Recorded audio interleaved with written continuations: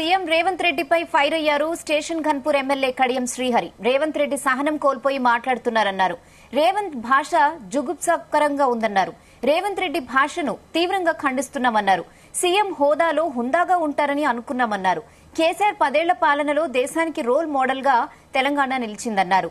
తెలంగాణ ప్రగతిని వైఫల్యంగా చూపడం బాధాకరమన్నారు. రాజకీయాల కోసం మేడిగడ్డను వాడుకోవద్దన్నారు. మేడిగడ్డ కుంగిపోవడానికి సాంకేతిక కారణాలుండొచ్చన్నారు. రాష్ట్ర ముఖ్యమంత్రి గౌరవనీయులు శ్రీ రేవంత్ రెడ్డి గారు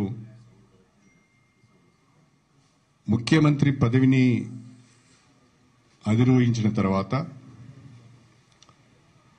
ముఖ్యమంత్రి కుర్చీపైన కూర్చున్న తర్వాత తన భాషను మార్చుకుంటాడని, హుందాతనాన్ని పెంచుకుంటాడని, ప్రజలెల్లరూ గౌరవించే తెలంగాణ యాసను భాషను ప్రచారంలోకి తీసుకొస్తాడని, వాడతారని మేమందరం భావించాం. రోజు రోజుకు ముఖ్యమంత్రి గారు సహనాన్ని కోల్పోయి వేదిక ఏదైనా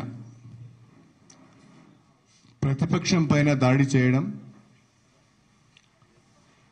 గత ముఖ్యమంత్రి పైన పరుష పదజాలంతో విరుచుకుపడడం.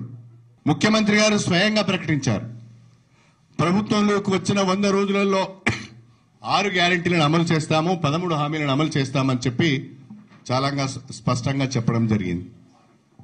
అది చేయడం లేదు. అది ప్రశ్నిస్తే బీఆర్ఎస్ కు అక్కసు ఎక్కువగా ఉంది, అధికారం కోల్పోయామనే దుగ్ధతో బాధతో మా ప్రభుత్వం పైన అక్కసు ఎల్లగక్కుతున్నారు, ప్రభుత్వాన్ని కూలగొట్టే ప్రయత్నం చేస్తున్నారని మాటి మాటికి ముఖ్యమంత్రి గారు మాట్లాడుతున్నాడు. ముఖ్యమంత్రి గారు ఎందుకు భయపడుతున్నారో మాకు అర్థం కావడం లేదు.